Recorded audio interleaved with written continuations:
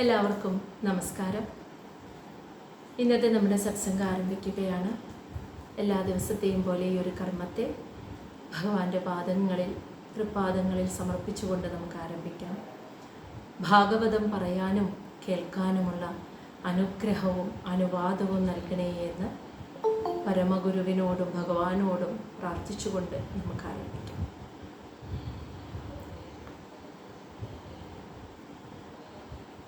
ഓം നമോ നാരായണായ. ഓം നമോ നാരായണായ. ഓം നമോ നാരായണായ.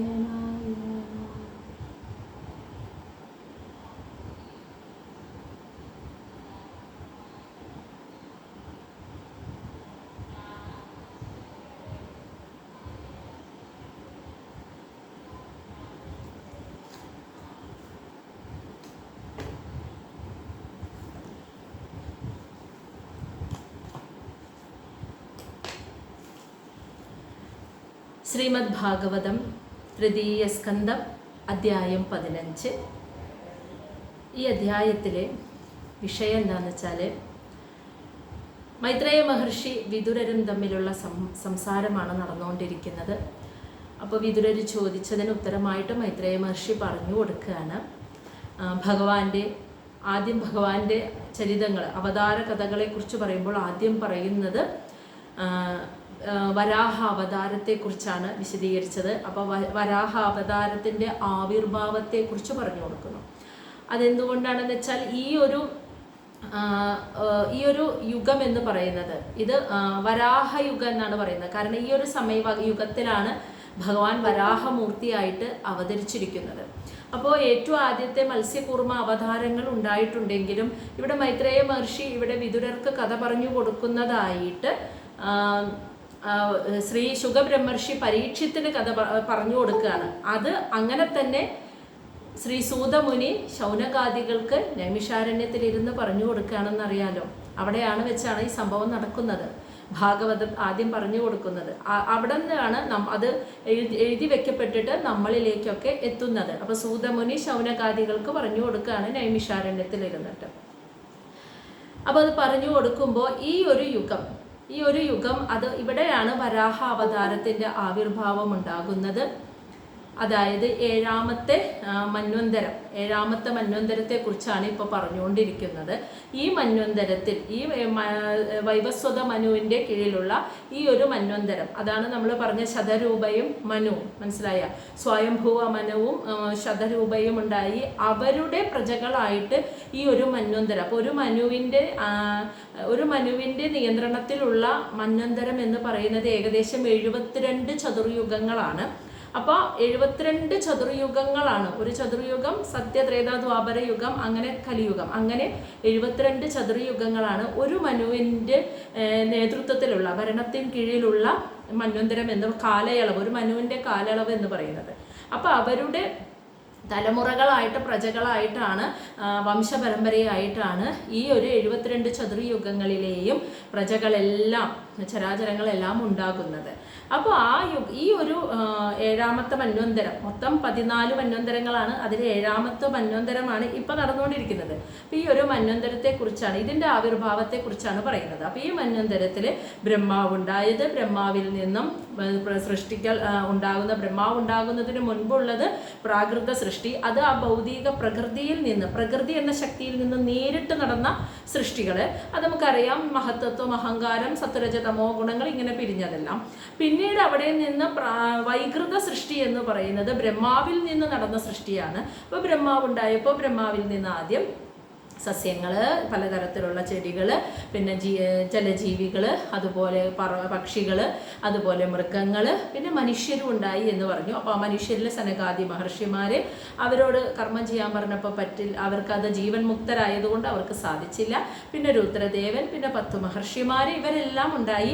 പക്ഷെ അത് കഴിഞ്ഞിട്ടും വേണ്ട രീതിയിൽ വംശപരമ്പര മുന്നോട്ട് പോകുന്നില്ല എന്ന് ബ്രഹ്മാവിന് മനസ്സിലായപ്പോൾ ബ്രഹ്മദേവൻ ഭഗവാനെ ധ്യാനിക്കുകയാണ്. അങ്ങനെ ധ്യാനിച്ചപ്പോഴാണ് ശരീരം രണ്ടായി പിരിഞ്ഞത്. ബ്രഹ്മാവിൻ്റെ ശരീരം രണ്ടായി പിരിഞ്ഞു. അതാണ് സ്വയംഭുവ മനുവും ശതരൂപയും. പിന്നെ അവരിൽ നിന്നുമാണ് സൃഷ്ടികർമ്മം നടന്നതെന്ന് നമ്മൾ പറഞ്ഞു. ഇനി ഇവരിൽ ഇതിങ്ങനെ പോകുമ്പോൾ ഇവരിൽ നിന്നും ഈ ഭഗവാൻ വരാഹ അവതാരത്തെ സ്വീകരിക്കാനുണ്ടായ കാരണം എന്ത് എന്ന് അതിനെക്കുറിച്ച് വിശദമായി പറയാൻ പറഞ്ഞപ്പോഴാണ് ഈ ദിതിയുടെ കാര്യം പറയുന്നത്. ദിതി കശ്യപ മഹർഷിയും ഭഗവാൻ വരാഹ അവതാരം എടുത്ത് വന്നു, എന്നിട്ട് ഹിരണ്യാക്ഷനെ വധിച്ചു എന്ന് പറഞ്ഞിട്ടൊരു ചുരുക്ക രൂപത്തിലാണ് അങ്ങോട്ട് പറഞ്ഞു വിടുന്നത്. അപ്പോഴാണ് വിദുരർ ഒന്നും കൂടി വിശദമായി പറഞ്ഞു തരുമോ എന്ന് ചോദിച്ചപ്പോഴാണ് ആരാണ് ഹിരണ്യാക്ഷൻ, എങ്ങനെയാണ് ഇവരുണ്ടായത് എന്നൊക്കെ ചോദിച്ചപ്പോഴാണ് ദിതിയുടെ ഗർഭധാരണത്തെക്കുറിച്ചൊക്കെ പറഞ്ഞത്. ത്രിസന്ധ്യ സമയം, അസമയത്ത് ഭഗവത് ധ്യാനത്തിൽ മുഴുകിയിരിക്കേണ്ട ഒരു സമയം, അല്ലെങ്കിൽ മനസ്സിലെ ചിന്ത ഭഗവാനുമായി ബന്ധപ്പെടുത്തി പ്രാർത്ഥിച്ചുകൊണ്ടിരിക്കേണ്ട ഒരു ആധ്യാത്മികമായ ചിന്തയിൽ ഇരിക്കേണ്ട ഒരു സമയമാണ് ത്രിസന്ധ്യ സമയം. അത് ഏത് യുഗത്തിലും ഓർക്കേണ്ട ഒരു സത്യമാണ് കേട്ടോ. സാധാരണക്കാരായ നമ്മളും അനുഷ്ഠിക്കേണ്ട ഒരു സത്യമാണത്. ആ സമയത്ത് ഒരു ലൈംഗികമായ ചേഷ്ടയ്ക്ക് ഭർത്താവിനെ നിർബന്ധിക്കുകയായിരുന്നു. അത് അവർക്കത് നിയന്ത്രിക്കാൻ പോലും കഴിയാത്ത ഒരു അവസ്ഥയിലേക്ക് എത്തിയപ്പോഴാണ് അവരത് ഭർത്താവിനോട് ആവശ്യപ്പെടുന്നത്. കശ്യപ മഹർഷി കുറേ ഉപദേശിക്കാൻ ശ്രമിച്ചെങ്കിലും അതിൽ നിന്ന് പുറത്തു വരാൻ അവർക്ക്, ആ ആഗ്രഹത്തെ നിന്ന് മുക്തമാവാർക്ക് സാധിച്ചില്ല. അങ്ങനെ അത് വിധിയുടെ വിളയാട്ടമാണെന്ന് കശ്യപ മഹർഷി മനസ്സിലാക്കി. അങ്ങനെയാണ് അവരുടെ ഭാര്യയോടൊപ്പം ശയിക്കാൻ തീരുമാനിച്ചത്. അതിനുശേഷം ചെയ്തത് തെറ്റായി പോയി എന്ന് ദിതിക്ക് തോന്നിയപ്പോൾ ദിതിയോട് പറയാണ്, 2 അസുരപുത്രന്മാരാണ് ഇതിലൂടെ ഉണ്ടാവുക. അവർ ഈ ലോകത്തിലെ ദേവന്മാർക്കും സകല ജീവസത്തകൾക്കും ദുരിതങ്ങൾ വിതച്ചുകൊണ്ടേയിരിക്കും എന്ന് പറയുകയാണ്. അപ്പോൾ അതുമാത്രമല്ല, അവരെ വധിക്കാനായിട്ടാണ് ഭഗവാൻ വരാഹ അവതാരം എടുത്തിട്ട്, അതിലൊരാളെ വധിക്കാനാണ് ഭഗവാൻ വരാഹ അവതാരം എടുത്തിട്ട് വരിക. ഇതും പറഞ്ഞു. അത് കേട്ടപ്പോൾ ദിതിക്ക് അവിടെ വന്ന ഒരു സന്തോഷം എന്താണെന്ന് വെച്ചാൽ, 2 പുത്രന്മാരും അസുരന്മാരാണ്, അവർ ഈ ലോകത്തിന് നാശം വിതയ്ക്കുകയും ചെയ്യും. പക്ഷേ ഒരിക്കലും ഒരു ബ്രാഹ്മണ ശാപത്താൽ മരണം സംഭവിക്കാൻ ഇടയാവരുത്. കാരണം അങ്ങനെ സംഭവിച്ചു കഴിഞ്ഞാൽ ബ്രാഹ്മണൻ എന്ന് പറയുമ്പോൾ ഒരു ജാതി എന്ന രീതിയിൽ കാണരുത്. ബ്രഹ്മത്തെ അറിഞ്ഞ യോഗാവസ്ഥയിലിരിക്കുന്ന ഒരു മുനി, ആ ഒരു യോഗി, അവരുടെ ശാപം എന്നതാണ് അതുകൊണ്ട് ഉദ്ദേശിക്കുന്നത്. ബ്രഹ്മത്തെ അറിഞ്ഞവർ, അനുഭവിച്ചറിഞ്ഞ് വിജ്ഞാനമായവരെയാണ് യോഗാവസ്ഥയിലിരിക്കുന്ന യോഗി എന്ന് വിളിക്കുന്നത്. അവരുടെ ശാപം ഏറ്റു കഴിഞ്ഞാൽ അത് ബാക്കി ഏതൊരു നരകം പോലെയുള്ള മറ്റേത് ലോകത്തിലിരിക്കുന്നവരുടെ പോലും അനുഗ്രഹമോ പ്രാർത്ഥനയോ ഉണ്ടാവില്ല. അവർക്ക് ഈ ജന്മത്തിലും ഇനി വരാൻ പോകുന്ന ജന്മത്തിലും നാശം മാത്രമേ ഉണ്ടാവുകയുള്ളൂ എന്ന് പറഞ്ഞു. ബ്രാഹ്മണ ശാപം ഏൽക്കാതെ ശ്രദ്ധിക്കണമെന്ന്. അതാണ് എനിക്ക് വേണ്ടത്. അപ്പോൾ ഭഗവാൻ തന്നെ അവതാരം എടുത്ത് വന്ന് പുത്രന്മാരെ വധിക്കുമെന്ന് കേട്ടപ്പോൾ അവർക്ക് നേരിട്ടുള്ള ഒരു മോക്ഷമാണ്. പിന്നെ അതാണ് ഏറ്റവും സന്തോഷം തരുന്നൊരു കാര്യമായിട്ട് തോന്നിയത്.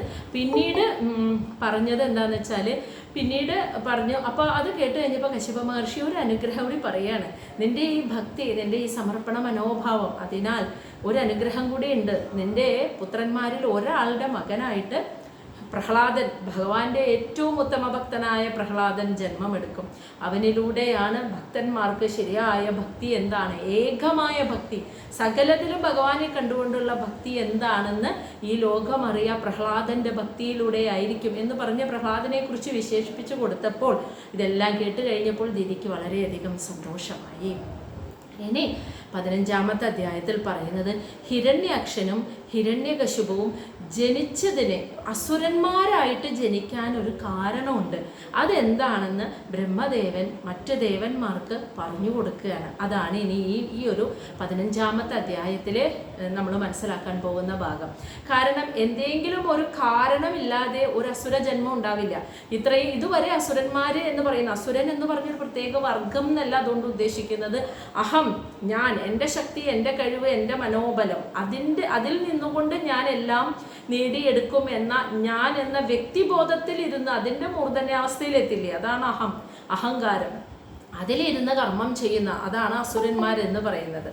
അപ്പോൾ ആ ഒരു വ്യക്തിബോധം അതിൻ്റെ മൂർധന്യാവസ്ഥയിലെത്തി എൻ്റെ ശക്തിയെ തോൽപ്പിക്കാൻ ആരുമില്ല, എൻ്റെ മനോബലത്തെ തോൽപ്പിക്കാൻ ആരുമില്ല എന്നുള്ള ഒരു ചിന്തയിൽ നിന്നുകൊണ്ട് അഹംഭാവത്തോടുകൂടി കർമ്മം ചെയ്യുന്ന അവരെയാണ് അസുരന്മാരെന്ന് വിളിക്കുന്നത്. അപ്പോൾ ഇത്രയും നാൾ അങ്ങനെ ഒരു തലം, അങ്ങനെ ഒരു അതിനെയാണ് അധർമ്മം എന്ന് വിളിക്കുന്നത്. അതാണ് യഥാർത്ഥത്തിലുള്ള അധർമ്മം. എന്ന് പറയുന്നത്. അപ്പോൾ ആ ധർമ്മത്തിൽ നിന്ന് വ്യതിചലിച്ചുകൊണ്ട് ഒരു ജന്മം, ഒരു അസുര ജന്മം ഇതുവരെ ഉണ്ടായിരുന്നില്ല. അപ്പോൾ ഇപ്പോൾ അവർ ഉണ്ടാവണമെങ്കിൽ ഒരു കാരണമുണ്ട്. ഹിരണ്യാക്ഷനും ഹിരണ്യകശിപുവും രണ്ട് ആസുരിക ചിന്തയുള്ളവരായിട്ട് അഹംബുദ്ധിയോടുകൂടി അവർ ജനിക്കാൻ തന്നെ ഒരു കാരണമുണ്ട്. ആ കാരണം എന്താണെന്ന് ബ്രഹ്മദേവൻ ദേവന്മാർക്ക് പറഞ്ഞു കൊടുക്കുന്നതാണ് ഈ 15-ാമത്തെ അധ്യായത്തിൽ നമ്മൾ മനസ്സിലാക്കാൻ പോകുന്ന ഭാഗം. അപ്പം നമുക്ക് ശ്ലോകത്തിലേക്ക് കടക്കാം. അധ്യായം 15, ശ്ലോകം 1. മൈത്രേയ ഉവാച പ്രജാപത്യം തു തത് തേജ പരതേജഃ അഹനം ദിദിഃ ദദാര വർഷാണി ശതം ശങ്കമാന സുര അർദ്ധനാത്. പ്രജാപത്യം തു തത് തേജഃ പരതേജഃ അഹനം ദിദിഃ ദദാര വർഷാണി ശതം ശങ്കമാന സുര അർദ്ധനാത്. അതായത് പ്രജാപത്യ എന്ന് പറഞ്ഞാൽ അറിയാലോ, കശ്യപ മഹർഷി, കശ്യപ പ്രജാപതി. തത് തേജ, കശ്യപ പ്രജാപതിയുടെ അദ്ദേഹത്തിൻ്റെ തേജ, അദ്ദേഹത്തിൻ്റെ വീര്യത്തിൽ നിന്നും ഉണ്ടായ പരതേജ അഹനം, പരന്മാരുടെ മറ്റുള്ളവരുടെ തേജസ്സിനെ നശിപ്പിക്കാൻ ശ്രമിക്കുന്ന, അതായത് മറ്റുള്ളവർക്ക് ദോഷം ചെയ്യുന്ന, മറ്റുള്ളവരുടെ തേജസ്സിനെ നശിപ്പിക്കാൻ ശ്രമിക്കുന്ന ദിതിയുടെ ഗർഭത്തിൽ വളരുന്ന കശ്യപ പ്രജാപതിയുടെ വീര്യമുണ്ടല്ലോ, ആ ഗർഭത്തിൽ വളരുന്ന കശ്യപ പ്രജാപതിയുടെ വീര്യം വർഷാണി ശതം 100 വർഷം ദദാര, ആ ദിതി തൻ്റെ ഗർഭത്തിൽ പിടിച്ചു വെച്ചിരുന്നു 100 വർഷം. എന്തുകൊണ്ട്? ശങ്കമാന, പേടിച്ചിട്ട്, ആശങ്കപ്പെട്ടിട്ട്, സുര അർദ്ധനാഥ്, ദേവന്മാർക്കും സകല ചരാചരങ്ങൾക്കും ഈ ലോകത്തിനും നാശം വിതയ്ക്കുന്ന 2 മക്കളാണ്, ദുരിതപ്പെടുത്തുന്ന മക്കളാണ് തൻ്റെ ഗർഭത്തിൽ വളരുന്നത് എന്ന് കശ്യപ മഹർഷി പറഞ്ഞു കൊടുത്തപ്പോൾ അവർ ജനിച്ചു പുറത്തു വന്നു കഴിഞ്ഞാൽ അവർ വളർന്ന് ഇവർക്ക് എല്ലാവർക്കും ദ്രോഹം ചെയ്യല്ലോ, ദേവന്മാർക്ക് ദ്രോഹം ചെയ്യല്ലോ. ദേവന്മാരാണ് ലോകത്തിൻ്റെ പരിപാലകന്മാർ. ഓരോ മഴയുടെ ദേവൻ, ജലത്തിൻ്റെ ദേവൻ, അഗ്നിയുടെ ദേവൻ, സൂര്യദേവൻ, ഭൂമിദേവൻ, അങ്ങനെ എല്ലാ പഞ്ചഭൂതങ്ങളും ഒക്കെ ദേവന്മാരായിട്ടാണ് നിൽക്കുന്നത്. എല്ലാത്തിനെയും നിയന്ത്രിക്കുന്ന ദിക്കുകളുടെ ദേവൻ, വാക്കുകളുടെ ദേവൻ, ശബ്ദദേവൻ, അങ്ങനെ സകലതിനെയും നിയന്ത്രിക്കുന്ന ലോകത്തിൻ്റെ പരിപാലകന്മാരാണ് ദേവന്മാർ. അവർക്ക് നാശമുണ്ടാക്കുന്ന, അവരെ ദുഃഖിപ്പിക്കുന്ന മക്കളാണ് തൻ്റെ ഉദരത്തിൽ വളരുന്നത് എന്ന് മനസ്സിലാക്കിയപ്പോൾ ദിതിക്ക് ആ ആശങ്ക, ആ ഭയം മൂലം അവരെ പുറത്തേക്ക് വരുത്താതെ, അതായത് പ്രസവിക്കാൻ നിൽക്കാതെ 100 വർഷം ഈ ഗർഭത്തിൽ തന്നെ ഉദരത്തിൽ തന്നെ ചുമന്നുകൊണ്ട് നടന്നു എന്ന്. അതാണ് ദദാര എന്ന് പറയുന്നത്.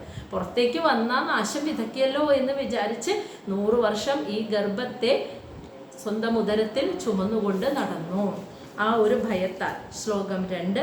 ലോകേ തേന ഹത ആലോകേ ലോകപാലഃ ഹതൗജസഃ ന്യവേദയൻ വിശ്വസൃജേ ദ്വാന്ത വ്യതികരം ദിശാം. ലോകേ, പക്ഷേ 100 വർഷമൊക്കെ ഗർഭത്തിൽ കുഞ്ഞിന് 2 മക്കളെ ചുമന്നുകൊണ്ട് നടക്കുമ്പോൾ അവർക്ക് പുറത്തു വരാൻ കഴിയാത്തതും മൂലം അവരുടെ ശക്തി ഉണ്ടല്ലോ, അവരുടെ ആ അഹങ്കാരത്തിൻ്റെ ശക്തി, അവരുടെ ആ അറിവില്ലായ്മയുടെ അജ്ഞാനത്തിൻ്റെ ശക്തി പുറത്തേക്ക് പ്രസരിക്കാൻ തുടങ്ങിയെന്ന്. അതാണ് സംഭവിച്ചത്. ലോകേ, ഈ ലോകം മുഴുവൻ, തേന എന്ന് വെച്ചാൽ ആ ഗർഭത്തിൽ കിടക്കുന്ന കുഞ്ഞുങ്ങളുടെ മക്കളുടെ ശക്തി, ആ കുട്ടികളുടെ ശക്തി, അതിൻ്റെ ശക്തി ഹത ആലോക്യ എന്ന് വെച്ചാൽ ലോകത്തിൻ്റെ പ്രകാശത്തെ മുഴുവൻ ഹനിച്ചു കളഞ്ഞു എന്ന് വെച്ചാൽ ലോകം മുഴുവൻ അന്ധകാരത്തിലാക്കാൻ കഴിയുന്നതായിരുന്നു. അത്രയ്ക്കും ശക്തിയുള്ളതായിരുന്നു ദിതിയുടെ ഗർഭത്തിൽ കിടക്കുന്ന കുട്ടികളിൽ നിന്നും വരുന്ന തേജസ്. അവരിൽ നിന്നും വരുന്ന ആ ശക്തി കൊണ്ട് ഈ ലോകം മുഴുവൻ അന്ധകാരത്തിലായി എന്ന്. ആ ജ്ഞാനത്തിൻ്റെ ധർമ്മത്തിൻ്റെ പ്രകാശം കെട്ടിട്ട് തമസിൽ അറിവില്ലായ്മയുടെ അഹങ്കാരത്തിൻ്റെ അന്ധകാരം ഈ ലോകം മുഴുവൻ പ്രസരിക്കാൻ തുടങ്ങി. അതുമാത്രമല്ല, ലോകപാലന്മാരായ ദേവന്മാര് ഹതഓജസ, അവരുടെ തേജസ് മുഴുവൻ കെട്ടുപോയി തുടങ്ങിയെന്ന്. പുറത്തേക്ക് വന്നിട്ടില്ല, ഗർഭത്തിൽ കിടക്കുമ്പോൾ തന്നെ ലോകം മുഴുവൻ അവരുടെ ശക്തി കൊണ്ട്, അഹങ്കാരത്തിൻ്റെ ശക്തിയാൽ ലോകം മുഴുവൻ അന്ധകാരത്തിലാവുകയും ലോകപാലകന്മാരായ ദേവന്മാരുടെ തേജസ്സും ഓജസ്സും ഒക്കെ കെട്ടുപോവുകയും ഇല്ലാതാവുകയും ചെയ്തു. അപ്പോൾ എന്താ സംഭവിച്ചത്? ആ ലോകപാലകന്മാരായ ദേവന്മാരെല്ലാവരും ചേർന്ന് നിവേദയൻ എന്ന് വെച്ചാൽ ദുഃഖം, സങ്കടം പറഞ്ഞു എന്ന്. വിശ്വസൃജേ, നേരെ ബ്രഹ്മാവിൻ്റെ അടുത്ത് ചെന്നിട്ട് സങ്കടം പറഞ്ഞു. ദ്വാന്ത വ്യതികര ദിശ, അതായത് ദിശാം എന്ന് വെച്ചാൽ എല്ലാ ദിക്കുകളിലും ദ്വാന്ത വ്യതികരം, അന്ധകാരം വ്യാപിക്കുന്നത് കണ്ടിട്ട് എന്ന് അതാണ് പറയുന്നത്. എല്ലാ ദിക്കുകളിലും ലോകം മുഴുവനും ഒരു അന്ധകാരം വ്യാപിക്കുന്നത് കണ്ടിട്ട് ഈ ലോകപാലകന്മാരായ ദേവന്മാരെല്ലാവരും ബ്രഹ്മദേവന്റെ അടുത്ത് ചെന്നിട്ട് അദ്ദേഹത്തോട് സങ്കടം പറഞ്ഞു. മനസ്സിലായി? ഇതൊക്കെ മൈത്രേയ മഹർഷി പറഞ്ഞു കൊടുക്കുകയാണ് വിതുരർക്ക്. അങ്ങനെ ദിതി പ്രസവിക്കാതെ ഗർഭത്തിൽ കുഞ്ഞുങ്ങളെ ചുമന്നുകൊണ്ട് നടന്നപ്പോൾ ഈ കുഞ്ഞുങ്ങളുടെ ശക്തി പുറത്തേക്ക് പ്രസരിച്ചു ലോകം മുഴുവൻ അന്ധകാരത്തിലാക്കി. ലോകപാലകന്മാരായ ദേവന്മാരുടെ തേജസ്സും കെട്ടുപോയി. ഇത് കണ്ട് ദേവന്മാരെല്ലാവരും ബ്രഹ്മദേവന്റെ അടുത്ത് ചെന്ന് സങ്കടം പറഞ്ഞു. ശ്ലോകം 3 അവർ പറഞ്ഞതിനെയാണ് പറയുന്നത്. ദേവ ഉജു, ദേവന്മാർ പറഞ്ഞു, തമ ഏതത് വിഭോ വേത്ത സംവിഘ്ന യത് വയം വൃശം നഹി അവ്യക്തം ഭാഗവതഃ കാലേന അസ്പൃഷ്ട വർത്മനഃ. അതായത് തമ ഏതത്, തമ എന്ന് വെച്ചാൽ തമസ്, ഈ അന്ധകാരം, ഏതത് എന്ന് വെച്ചാൽ ഇത്, ഈ അന്ധകാരം, വിഭോ അല്ലയോ ബ്രഹ്മദേവ, വേത്ത അങ്ങ് അറിയുന്നില്ലേ, അങ്ങ് കാണുന്നില്ലേ ലോകം മുഴുവൻ ഈ അന്ധകാരം, ലോകം മുഴുവൻ അന്ധകാരത്തിലായത്, ഈ അന്ധകാരം നിറയുന്നത് അങ്ങ് കാണുന്നില്ലേ, അങ്ങ് അറിയുന്നില്ലേ? സംവിഘ്ന യത് വയം വൃശം, അതായത് യത് എന്ന് വെച്ചാൽ ഇത് കണ്ടിട്ട്, വയം ഞങ്ങളൊക്കെ, വൃശം എന്ന് വെച്ചാൽ വളരെയധികം, സംവിഘ്ന ഭയപ്പെടുന്നു എന്ന്. അല്ലയോ ബ്രഹ്മദേവ, ഈ ലോകം മുഴുവൻ അന്ധകാരം പരക്കുന്നത് അങ്ങ് കാണുന്നില്ലേ? ഈ അന്ധകാരം കണ്ട് ഞങ്ങളെല്ലാം വളരെയധികം ഭയക്കുന്നു. എന്നിട്ട് പറയാണ്, ഭഗവതഃ അല്ലയോ ഭഗവാനെ, നഹി അവ്യക്തം, അവ്യക്തം എന്ന് വെച്ചാൽ അറിയാത്ത പറ്റാത്തത്, നാ ഇല്ലാന്ന്, അങ്ങേക്ക് അറിയാത്തതായിട്ട് ഈ ലോകത്തൊന്നുമില്ല. കാരണം എന്താ അങ്ങനെ പറയുന്നത്? എന്താ കാരണം? പ്രാകൃത സൃഷ്ടി കഴിഞ്ഞ് അതിൽ 7ാമത്തതായിട്ട് ബ്രഹ്മാവാണ് ഉണ്ടാകുന്നത്. എന്നിട്ട് ബ്രഹ്മാവിൽ നിന്ന് നടക്കുന്ന സൃഷ്ടിയാണ് വൈകൃത സൃഷ്ടി. അപ്പൊ ബ്രഹ്മാവിൽ നിന്നുമാണ്, ബ്രഹ്മദേവനിൽ നിന്നാണ് 14 ലോകങ്ങളും സർവചരാചരങ്ങളും ഉണ്ടായത്. ഭഗവാൻ ബ്രഹ്മദേവനാണ് ഇതിനെയൊക്കെ സൃഷ്ടിച്ചത്. അങ്ങനെയുള്ള ബ്രഹ്മദേവൻ അറിയാതെ, ആ പിതാവ് അറിയാതെ ഈ 14 ലോകങ്ങളാകുന്ന ഈ പ്രപഞ്ചത്തിൽ എന്തെങ്കിലും സംഭവിക്കുമെന്ന് തോന്നുന്നുണ്ടോ? ഒന്നും ഉണ്ടാവില്ല.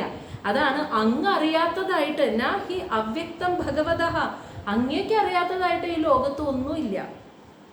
കാലേന അസ്പൃഷ്ട വർത്മനഃ, കാലേന എന്ന് വെച്ചാൽ കാലശക്തി, ആ പ്രകൃതി ശക്തിയുടെ മായയാൽ, അസ്പൃഷ്ട എന്ന് വെച്ചാൽ സ്പർശിക്കാത്ത, വർത്മനഃ എന്ന് വെച്ചാൽ മാർഗത്തോടു കൂടിയവൻ എന്ന് വെച്ചാൽ ജ്ഞാനത്തോടു കൂടിയവനാണ് അങ്ങ്.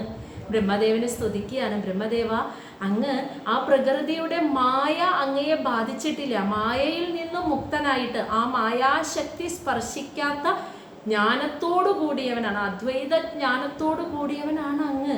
ആയതിനാൽ അങ്ങ് അറിയാത്തതായിട്ട് ഈ ലോകത്ത് ഒന്നും തന്നെ ഇല്ല. അങ്ങ് കാണുന്നില്ലേ ഈ ലോകം മുഴുവൻ ഒരു അന്ധകാരം ബാധിക്കുന്നത്? ഇത് കണ്ടിട്ട് ഞങ്ങൾക്ക് വല്ലാതെ ഭയം തോന്നുന്നു എന്ന് ദേവന്മാര് ബ്രഹ്മദേവനോട് അറിയിക്കുകയാണ്. ശ്ലോകം 4. ദേവദേവ ജഗദ്ധാത ലോകനാഥ ശിഖാമണേ പരേഷാം അപരേഷാം ത്വം ഭൂതാനാം അസി ഭാവവിത്. അതായത് ബ്രഹ്മദേവനെ സ്തുതിക്കുകയാണ്. അല്ലയോ ദേവദേവ, ദേവന്മാരുടെ ദേവ, ജഗദ്ദാത ജഗത്തിന്റെ ദാതാവ്, സംരക്ഷക, ലോകനാഥ ശിഖാമണി, ലോകനാഥ ലോകത്തിന്റെ നാഥന്മാരായിട്ടുള്ള ദേവന്മാരിൽ ശിഖാമണി എന്ന് വെച്ചാൽ ശിരോരത്നം ചൂടിയവനെ, അതായത് ദേവന്മാരുടെ ദേവന ആണല്ലോ. അതുകൊണ്ട് നമ്മളെപ്പോഴും ശിരോരത്നം ചൂടുക എന്ന് പറഞ്ഞാൽ രാജാവ് എന്നുള്ള സ്ഥാനമല്ലേ, ഏറ്റവും ഉയർന്ന സ്ഥാനം. അപ്പൊ ലോകപാലകന്മാരിൽ ശിരോരത്നം, ലോകപാലകന്മാരായ ദേവന്മാരിൽ ശിരോരത്നം ചൂടിയവനെ, അല്ലയോ ദേവദേവ, ദേവാദിദേവ, ലോകത്തിന്റെ സംരക്ഷകനായ അങ്ങ്, പരേഷാം, പരേഷാം എന്ന് വെച്ചാല് ശ്രേഷ്ഠരായിട്ടുള്ള, അതായത് മുക്തിയെ ആഗ്രഹിക്കുന്നവരായിട്ടുള്ള ശ്രേഷ്ഠരായിട്ടുള്ള ആളുകളും, ഇനി അപരേഷാം, അപരേഷാം എന്ന് വെച്ചാല് അതായത് ശ്രേഷ്ഠത കുറഞ്ഞവര് എന്ന് വെച്ചാൽ ഭൗതികമായ ആസക്തിയിൽ മുഴുകി ജീവിക്കുന്ന ആളുകളും, ഇവരെ എല്ലാവരുടെയും ഭാവവിത്ത്, അവരുടെ ഭാവവിത്ത് എന്ന് വെച്ചാൽ അവരുടെ മനസ്സിലുള്ള സകല ചിന്തകളെയും അവരുടെ ഉദ്ദേശങ്ങളെയും, ഭൂതാനാം എന്ന് വെച്ചാൽ ഇങ്ങനെയുള്ള സകല ചരാചരങ്ങളുടെയും ഭാവവിത്ത് എന്ന് വെച്ചാൽ അവരുടെ ഉള്ളിലെ എല്ലാ ഉദ്ദേശങ്ങളെയും ചിന്തകളെയും, ത്വാം അങ്ങ്, അസി അങ്ങ് അറിയുന്നുണ്ടല്ലോ ഭഗവാനെ എന്ന്. അപ്പോൾ അങ്ങേക്ക് അറിയാത്തായിട്ട് ഒന്നും സംഭവിക്കില്ല. ഇപ്പം ഇവിടെ ഈ ലോകത്ത് മുഴുവൻ ഇങ്ങനെ ഇരുട്ട് വരണമെങ്കിൽ അതിനൊരു കാരണമുണ്ട്, അത് അങ്ങേക്ക് അറിയാം. ഈ ലോകത്തിലെ സർവ്വചരാചരങ്ങളും ഈ പ്രപഞ്ചവും ഉണ്ടായിരിക്കുന്നത് അങ്ങയിൽ നിന്നുമാണ്. അതുകൊണ്ട് അല്ലയോ ദേവാദിദേവ, ജഗത്തിൻ്റെ സംരക്ഷകനായ ബ്രഹ്മദേവ, ഇവിടെ ശ്രേഷ്ഠരായവരും ശ്രേഷ്ഠരല്ലാത്തവരും അല്ലെങ്കിൽ മുക്തി ആശ്രയിക്കുന്നവർ, മുക്തിക്ക് വേണ്ടി ജീവിക്കുന്നവരും, എന്താ പറയുക, സാക്ഷാത്കാരത്തിന് വേണ്ടി ശ്രമിക്കുന്നവരും, ഇനി ഭൗതിക ആസക്തിയിൽ മുഴുകി കഴിയുന്നവരും, ഇവരുടെ എല്ലാവരുടെയും മനസ്സിലെ സകല ചിന്തകളെയും ഉദ്ദേശങ്ങളെയും അങ്ങേക്ക് നന്നായിട്ട് അറിയാമല്ലോ. അപ്പോൾ അങ്ങേക്ക് അറിയാം ഇപ്പോൾ ഈ അന്ധകാരം ഇവിടെ വ്യാപിക്കാനായിട്ടുള്ള കാരണം എന്തെന്ന്. ശ്ലോകം 5. നമഃ വിജ്ഞാനവീര്യായ മായയാ ഇദം ഉഭേയുഷേ ഗൃഹീത ഗുണഭേദായ നമസ്തേ വ്യക്തയോനയേ നമഃ. എന്നിട്ട് ബ്രഹ്മദേവനെ നമസ്കരിക്കുകയാണ് ഈ ദേവന്മാർ. നമിക്കുന്നു, നമഃ എന്ന് വെച്ചാൽ നമിക്കുന്നു. വിജ്ഞാനവീര്യായ, വിജ്ഞാനം തന്നെ വീര്യമായവനെ എന്ന് വെച്ചാൽ ബ്രഹ്മാവാണ് യഥാർത്ഥ ഏറ്റവും ആദ്യം ഉണ്ടായപ്പോൾ തന്നെ കർമ്മം എന്താണ് ചെയ്യേണ്ടതെന്ന് അറിയാതെ തപസ് ചെയ്ത് പറഞ്ഞു തരും. തപസ് ചെയ്യാൻ പറയണത് ആരാണെന്ന് പോലും അറിയാതെ ആ പറഞ്ഞ വാക്ക് അനുഷ്ഠിച്ച് തപസ് ചെയ്ത് മനസ്സിനെ ഏകാഗ്രമാക്കി ജ്ഞാനം നേടി ആ ജ്ഞാനത്തെ കർമ്മത്തിലൂടെ വിജ്ഞാനമാക്കിയ ദേവൻ ബ്രഹ്മാവാണ്. അപ്പോൾ അങ്ങനെ ശരിയായ ജ്ഞാനം വിജ്ഞാനമാക്കിയ അതുകൊണ്ടാണ് ആ വേദം എന്ന് പറയുന്നത് ബ്രഹ്മാവിൽ നിന്നാണ് ഉണ്ടായത്. വേദം എന്ന് വെച്ചാൽ ഒരു പുസ്തകമല്ല, ശരിയായ ജ്ഞാനം എന്നാണ്.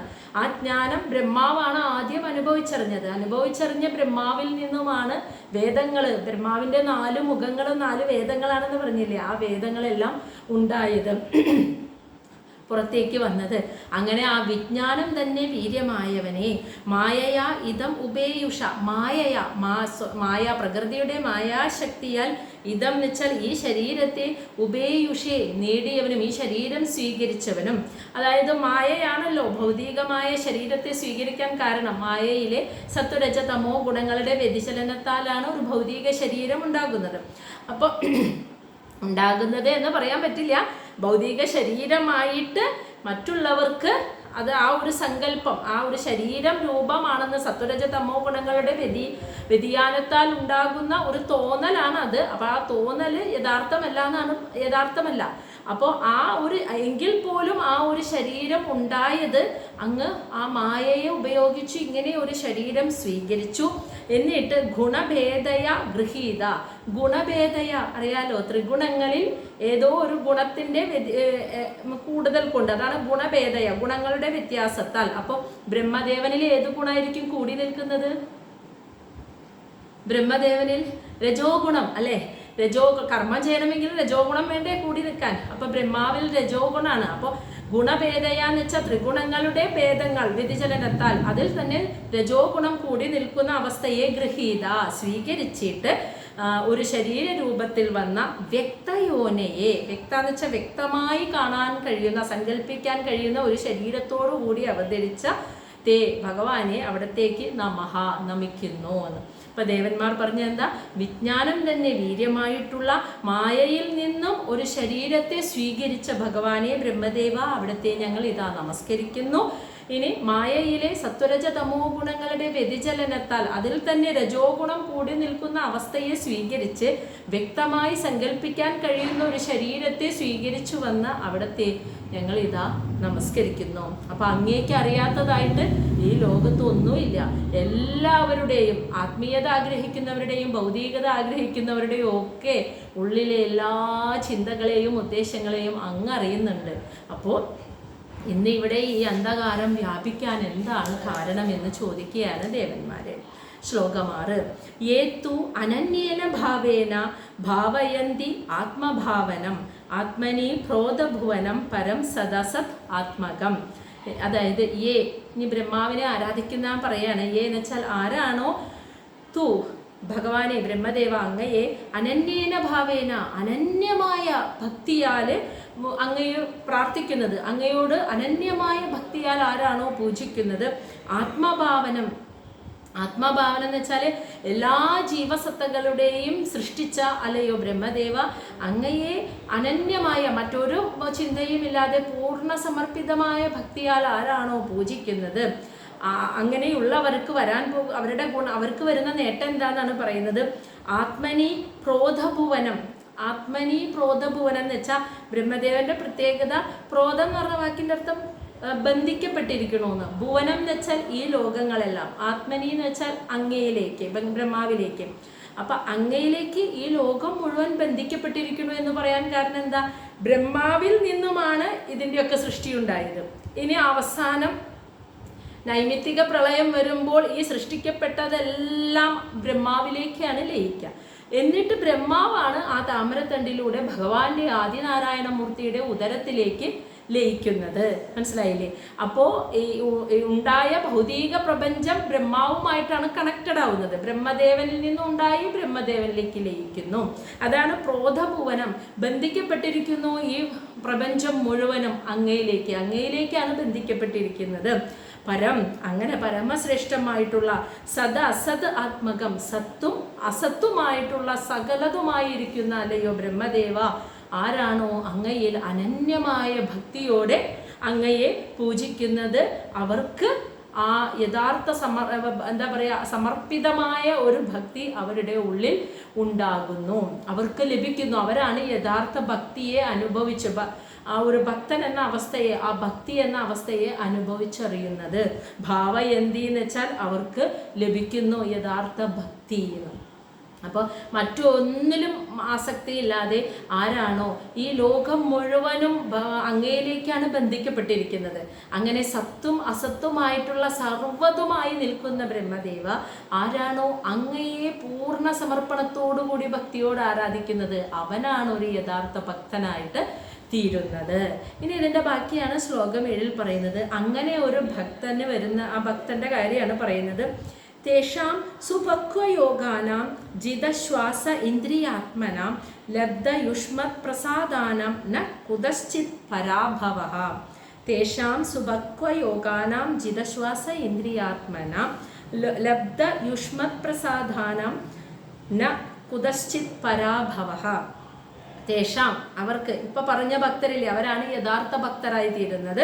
തേഷാം, ആ ഭക്തർക്ക് സുഭക്വയോഗാനാം എന്ന് വെച്ചാൽ പക്വമാർന്ന, പക്വതയേറിയ യോഗം എന്ന് വെച്ചാൽ യോഗികളായി തീരുന്ന ആ ഭക്തന്മാർ എന്ന് വെച്ചാൽ അവര് ആ ഭക്തിയോടുകൂടി ജീവിക്കുന്ന അങ്ങനെയുള്ള യഥാർത്ഥ ഭക്തന്മാരാണ് പക്വതയാർന്ന, ശ്രേഷ്ഠതയാർന്ന ആ ഒരു യോഗാവസ്ഥയെ പ്രാപിക്കുന്നത്. അവർക്ക് ജിത ശ്വാസ ഇന്ദ്രിയാത്മനം, ശ്വാസത്തെയും ഇന്ദ്രിയങ്ങളെയും ജയിക്കാനായിട്ട് സാധിക്കുന്നു. അവർക്ക് അവരുടെ പഞ്ചേന്ദ്രിയങ്ങൾ കൊണ്ട് കാണുന്നതും കേൾക്കുന്നതിൻ്റെ പിന്നാലെയൊന്നും അവരുടെ മനസ്സ് പോകുന്നില്ല. എല്ലാം കാണുന്നുണ്ട്, കേൾക്കുന്നുണ്ട്, പക്ഷെ മനസ്സ് അതിൽ പിന്നാലെ ലയിക്കുന്നില്ല. അതുപോലെ ശ്വാസത്തിലും അവർക്ക് ജയിക്കാൻ സാധിക്കുന്നു. അപ്പോൾ പ്രാണവായുവിനെയും അതുപോലെ തന്നെ ശ്വാസത്തെയും അതുപോലെ ഇന്ദ്രിയങ്ങളെയും ജയിക്കാൻ സാധിക്കുന്നു ആ ഭക്തർക്ക്. പിന്നെ ലഭിക്കുന്നു യുഷ്മത്, അങ്ങയുടെ പ്രസാദാനം, എല്ലാ അനുഗ്രഹങ്ങളും അവർക്ക് ലഭിക്കുന്നു. അപ്പം എന്താ വരുന്നത്? കുതശ്ചിത്, ഒരിക്കൽ പോലും ന പരാഭവ, പരാജയം അവർക്ക് സംഭവിക്കില്ല. അപ്പോൾ ആരാണോ മറ്റൊരു ചിന്തയുമില്ലാതെ അങ്ങയിൽ പൂർണ്ണ സമർപ്പണ ഭക്തിയോടുകൂടി അങ്ങയെ ആരാധിക്കുന്നത് അവനാണ് യഥാർത്ഥ ഭക്തൻ. അവൻ ആ ഒരു പക്വതയാർന്ന യോഗാവസ്ഥയെ പ്രാപിക്കുകയും ആ ഭക്തനാണ് പ്രാണവായുവിനെയും ഇന്ദ്രിയങ്ങളെയും ഒക്കെ, ശ്വാസത്തെയും ഇന്ദ്രിയങ്ങളെയൊക്കെ നിയന്ത്രിച്ച് ജയിക്കാൻ, പഞ്ചേന്ദ്രിയങ്ങളെയൊക്കെ നിയന്ത്രിച്ച് ജയിക്കാൻ അവർക്ക് സാധിക്കുന്നു. അവർക്ക് അങ്ങയുടെ എല്ലാ അനുഗ്രഹങ്ങളും ലഭിക്കുന്നു.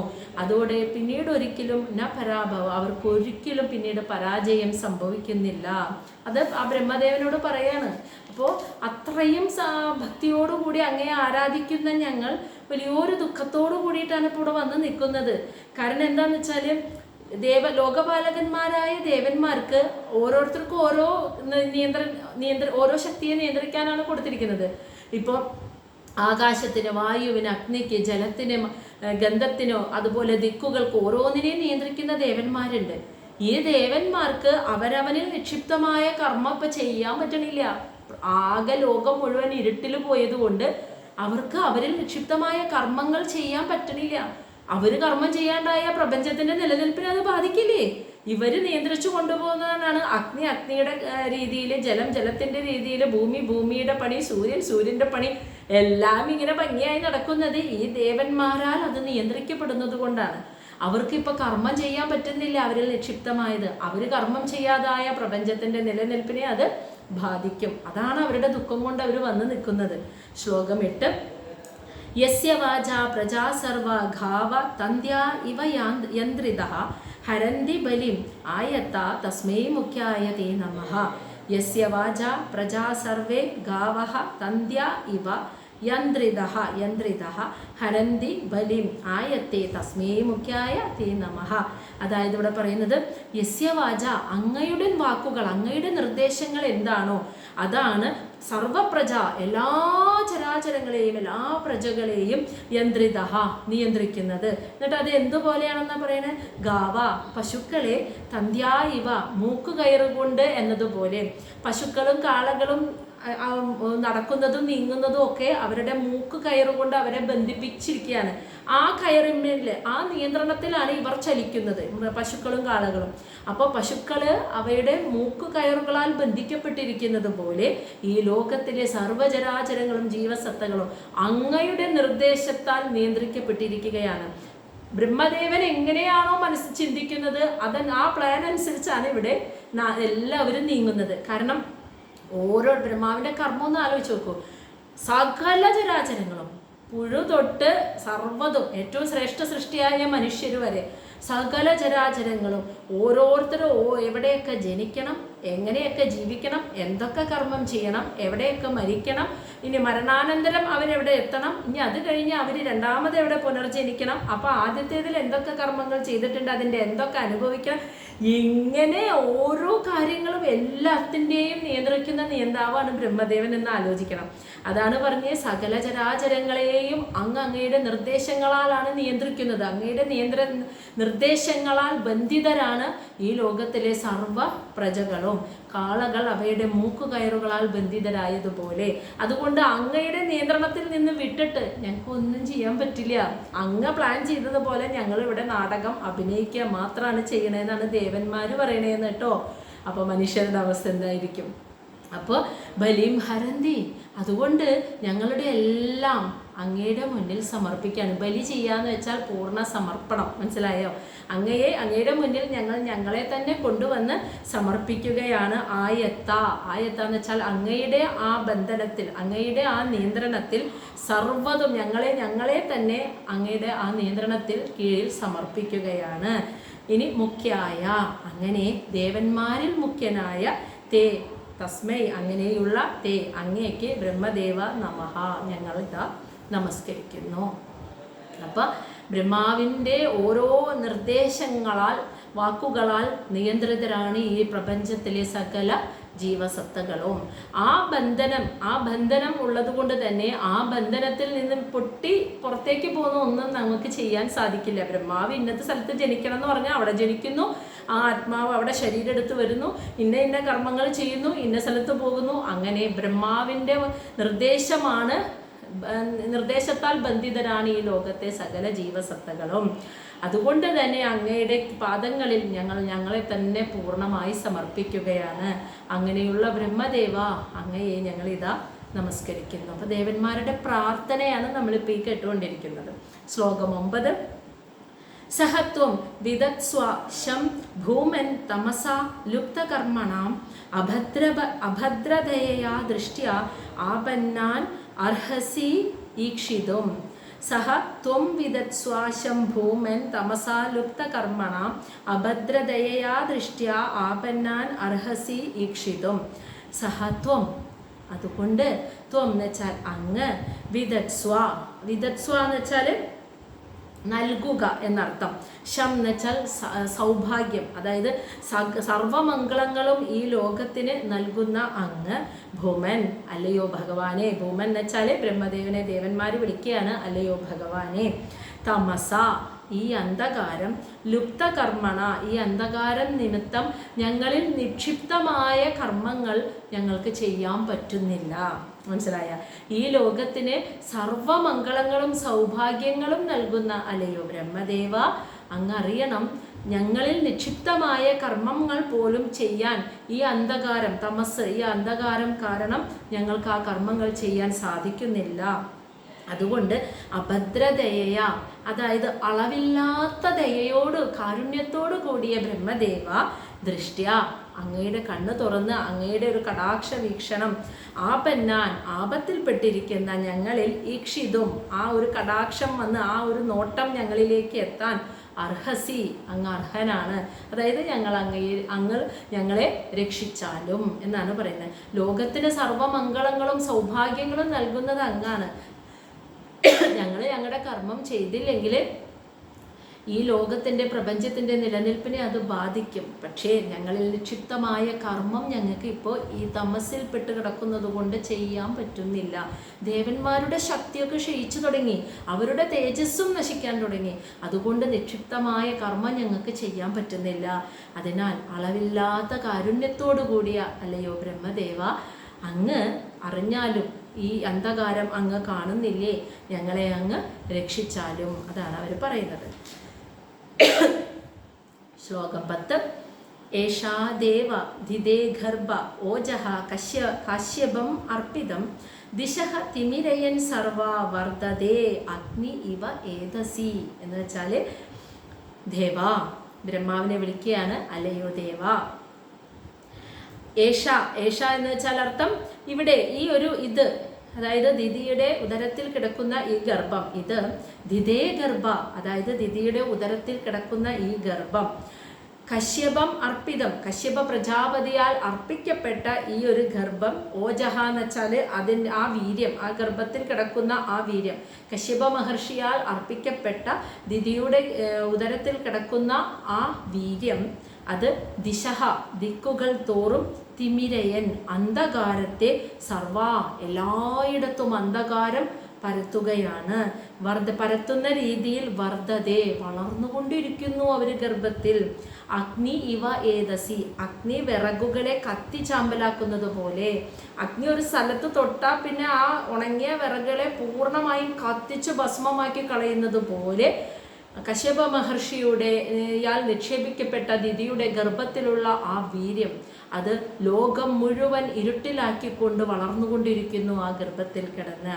അഗ്നി എങ്ങനെയാണോ മുഴുവൻ ഉണങ്ങിയ വിറകുകളെയും ഇല്ലാതാക്കുന്നത്, കത്തിച്ചില്ലാതാക്കി കളയുന്നത്, അതുപോലെയാണ് അവരുടെ ശക്തി ലോകം മുഴുവൻ പ്രസരിക്കാൻ തുടങ്ങിയിരിക്കുന്നു എന്ന് ദേവന്മാർ ബ്രഹ്മദേവനോട് ഉണർത്തിച്ചു.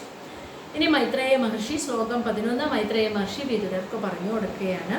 സഹ പ്രഹസ്യ മഹാബാഹോ ഭഗവൻ ശബ്ദഗോചരഃ പ്രത്യാജഷ്ട ആത്മഭൂ ദേവാൻ പ്രേണൻ രുചിരയ ഗിര. ബ്രഹ്മദേവന് എല്ലാം അറിയായിരുന്നു. അതാണ് പറയുന്നത് മൈത്രേയ മഹർഷി പറയാൻ വിദുരരോട്. അല്ലയോ മഹാബാഹോ എന്ന് വെച്ചാൽ വിദുരരെയാണ് വിളിക്കുന്നേട്ടാ. ശ്രേഷ്ഠമായ കൈകളോടുകൂടി അല്ലയോ വിദുരരെ. സഹ ആ ബ്രഹ്മദേവൻ പ്രഹസ്യ പുഞ്ചിരിച്ചു എന്ന്. ഭഗവൻ ശബ്ദഗോചര, ഭഗവാനായിട്ടുള്ള ആ ബ്രഹ്മദേവൻ ശബ്ദഗോചര എന്ന് വെച്ചാൽ ദേവന്മാർ പറയുന്ന ഈ വാക്കുകൾ കേട്ട് ആദ്യം ഒന്ന് പുഞ്ചിരിച്ചു. കാരണം ബ്രഹ്മാവിന് അറിയാം ഇത് എന്തിനാണ് ഇത് സംഭവിക്കുന്നത്, ആര് പുറത്തു വരാനാണ്, ഭഗവാൻ അവരെ വധിക്കാൻ ഭഗവാന് വരേണ്ടതാണ്. കാരണം ഈ യുഗം വരാഹയുഗമാണ്. അപ്പൊ ഭഗവാൻ അവതരിക്കണമെങ്കിൽ ഇവരുണ്ടാവണല്ലോ. അത് പ്രകൃതി നിശ്ചയമാണ്, അതിന് മാറ്റാൻ പറ്റില്ല. അതാണ് ആ ബ്രഹ്മാവ് ചിരിച്ചത്. കാരണം പ്രകൃതിയുടെ ഇച്ഛ, അമ്മയുടെ ഇച്ഛ എന്താണെന്ന്, ഈശ്വര നിശ്ചയം എന്താണെന്ന് ബ്രഹ്മാവിന് അറിയാം. അപ്പൊ അതുകൊണ്ടാണ് ബ്രഹ്മാവ് ആദ്യം ഒന്ന് ചിരിച്ചു. ഇവർ പറയുന്നത് കേട്ട് പുഞ്ചിരിച്ചു. എന്നിട്ട് പ്രത്യാജിഷ്ട മറുപടി പറഞ്ഞു. ആത്മഭൂ ആ ബ്രഹ്മദേവൻ മറുപടി പറഞ്ഞു എന്ന്. ദേവന്മാരോട് പ്രീണൻ വെച്ചാൽ അവരെ ഒന്ന് സമാധാനിപ്പിച്ചിട്ട്, രുചിരയ ഗിര മധുരമുള്ള വാക്കുകളാൽ അവരെ ഒന്ന് സമാധാനിപ്പിച്ചിട്ട് ദേവന്മാരോട് അതിനുള്ള മറുപടി ബ്രഹ്മദേവൻ പറയുകയാണ് കേട്ടോ. അപ്പം അറിയാലോ, ആ കഥയാണ് പറയുന്നത്. ശ്ലോകം 12 ബ്രഹ്മോവാച, ബ്രഹ്മദേവൻ പറയാൻ തുടങ്ങുകയാണ്. മാനസ മേ സുധ യുഷ്മത് പൂർവജ സനഘാതയഃ ചേരുഹു വിഹായസ ലോകാൻ ലോകേഷു വിഗത സ്പൃഹ. അറിയാലോ, മേ ബ്രഹ്മദേവൻ പറയുകയാണ് കേട്ടോ. മേ എൻ്റെ മാനസസുധ മാനസപുത്രന്മാരായിട്ടുള്ള യുഷ്മത് പൂർവജ, യുഷ്മത്ത് എന്ന് വെച്ചാൽ നിങ്ങളെക്കാൾ പൂർവജ മുൻപേ ജനിച്ചിട്ടുള്ള സനഗാദയ, സനഗാദി മഹർഷിമാരായ ആ 4 കുമാരന്മാർ ചേരുഹു ചുറ്റി നടന്നു എന്ന്.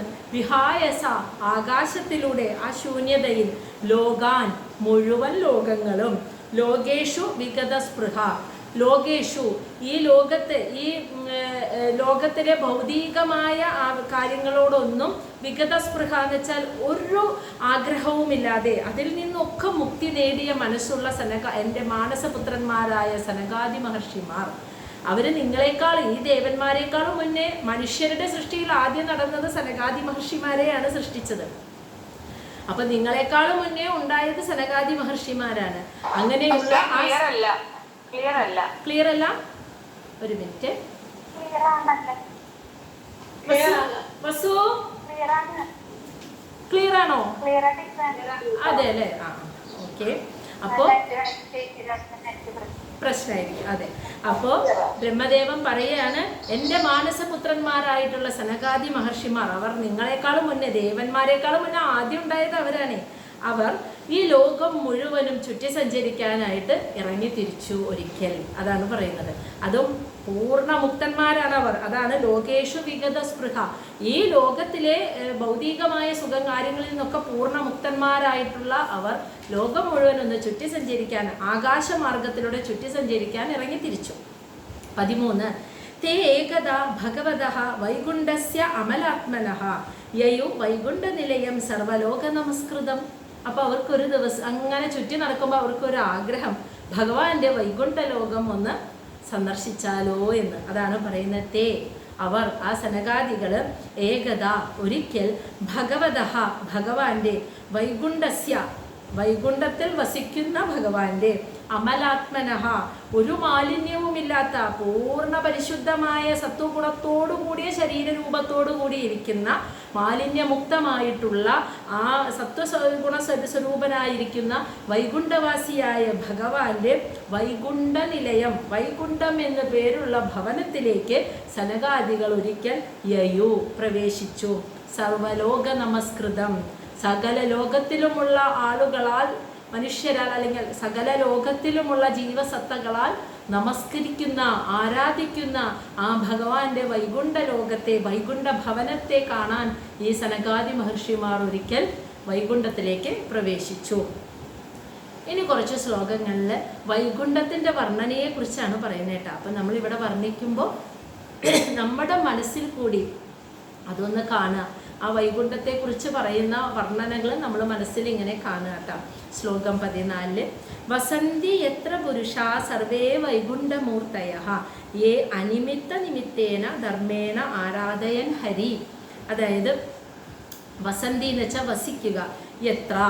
എത്ര പുരുഷ ആ വൈകുണ്ഠ ലോകത്തിൽ വസിക്കുന്ന പുരുഷ ഭക്തന്മാരുണ്ടല്ലോ, അവര് സർവേ വൈകുണ്ഠമൂർത്തയെ, സർവേ എന്ന് വെച്ചാൽ അവരെല്ലാവരും വൈകുണ്ഠമൂർത്തയെ, വൈകുണ്ഠമൂർത്തിയായ മഹാവിഷ്ണുവിൻ്റെ അതേ രൂപത്തോടു കൂടിയാണ് വസന്തി അവിടെ വസിക്കുന്നത്. നമ്മളിത് മുന്നേ കേട്ടിട്ടുണ്ട്. അതായത് വൈകുണ്ഠത്തിൽ വസിക്കുന്ന ഭക്തന്മാർ, ഭഗവാന്റെ പാർഷദന്മാരായിട്ട് വസിക്കുന്ന ഭക്തന്മാരെല്ലാം ഭഗവാന്റെ അതേ രൂപത്തിൽ തന്നെയാണ് ഇരിക്കുക. ചതുർഭുജത്തോടു കൂടി ഭഗവാൻ തന്നെയാണ്. അപ്പോൾ വൈകുണ്ഠത്തിലേക്ക് പ്രവേശിക്കുന്ന ഒരാൾക്ക് ഒരുപാട് മഹാവിഷ്ണുവിൻ്റെ ഒരുപാട് രൂപങ്ങളെ കാണാം.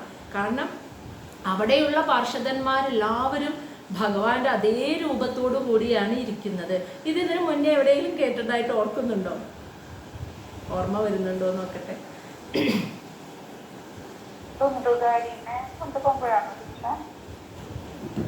അതെ, ഭാഗവത മഹാത്മ്യം കഥ നമ്മൾ പറഞ്ഞല്ലോ. ദ്വന്ദ്വകാരി അവസാനം ആ സപ്താഹം കേട്ട് പൂർണ്ണമുക്തനായി ഉണർന്നപ്പോൾ അദ്ദേഹത്തിനെ കൊണ്ടുപോകാൻ വൈകുണ്ഠത്തിൽ നിന്നും പാർഷദന്മാർ വന്ന് അദ്ദേഹത്തെ കൊണ്ടുപോകുമ്പോൾ അദ്ദേഹം പൂർണ്ണമായും ഭഗവാന്റെ സ്വരൂപത്തോടു കൂടിയ ആളായിട്ട് പാർഷദനായിട്ട് മാറുകയാണ് ചെയ്തത്. അപ്പോൾ അവിടെയുള്ള വൈകുണ്ഠ നിവാസികളായ ഭഗവാന്റെ പാർഷദന്മാരായ ഭക്തന്മാരെല്ലാം ഭഗവാന്റെ അതേ രൂപം തന്നെയാണ് അവർക്കുള്ളത്.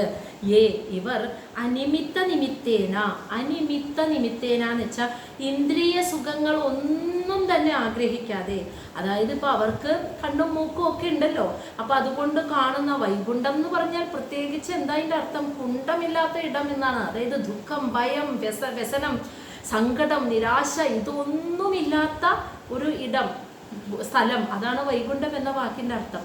അവിടെ ആ ഭൗതികം, അവിടെ സുഖങ്ങൾ മാത്രമേ ഉള്ളൂ, സുഖവും സന്തോഷവും പ്രകാശവും മാത്രമേ ഉള്ളൂ വൈകുണ്ഠത്തിൽ.